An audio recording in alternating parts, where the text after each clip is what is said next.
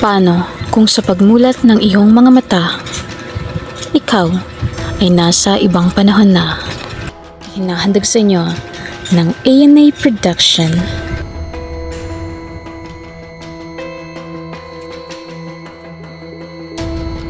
Ang isang natatanging kwento ni Maria ngayong Semana Santa.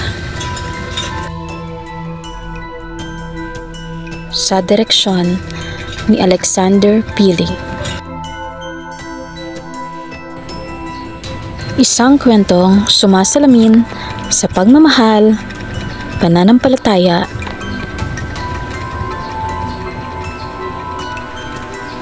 at pag-asa. Maraming salamat po, Ama.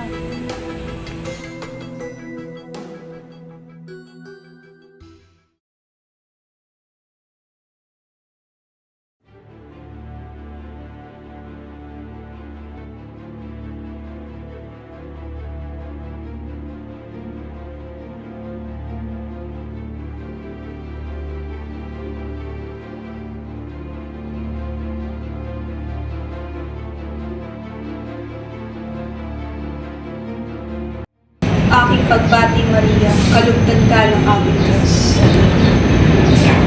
Sino ka? Ano nandito ka sa aking silid? Ako ang anghel ay sinugo ng Diyos, at ikaw ang ina ng magiging tagapagligtas. Sa balita ng anghel ng anak ni Maria ay magbubuhis ng buhay para tubusin ang makasalanan at sanlibutan, napunta siya sa kasalukuyan.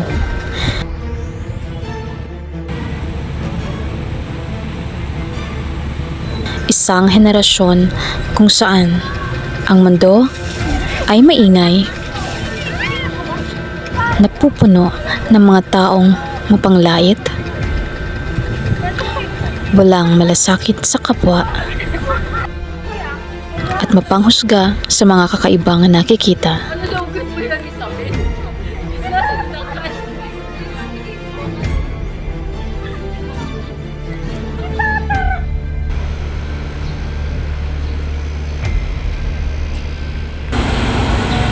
Sis, the outfit is not giving. True, parang kinalki sa baol. Ma, hindi nang sumakit ko. Hindi ba di kayo buntis din? Buntis agad? Hindi pwedeng sumakit lang yung siyan. At saka, buntis din? Buntis ka ba, Inay? Halika na nga muna. Pagod lang ata yan. Magkain na muna tayo.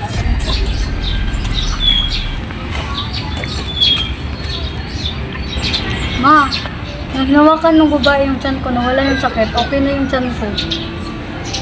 Ano nga muna yung pangalan mo, Iha? Ngunit makakahanap pa rin siya ng mga taong marunong umintindi at bukas ang puso sa pagtulong.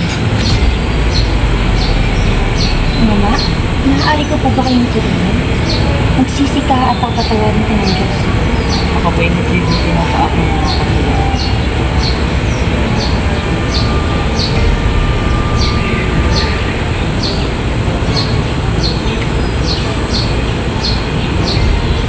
Ako'y nakakakita na. Maraming salamat po, Ama. Sa natuklasang kakayahan, siya'y nakapagpagaling ng mga may kapansanan. Napagtagumpayan niya ang ibahagi ang kwento ng tagapagligtas at paano tayo masasalba sa nalalapit na paghuhukom. Ngunit darating ang araw na kailangan na niyang bumalik sa nakaraan. Paano maliligtas ni Maria sa tiyak na kamatayan ang kanyang anak? Kailan mauunawaan ng sanlibutan ang nalalapit na pagtutubos sa kanilang mga kasalanan?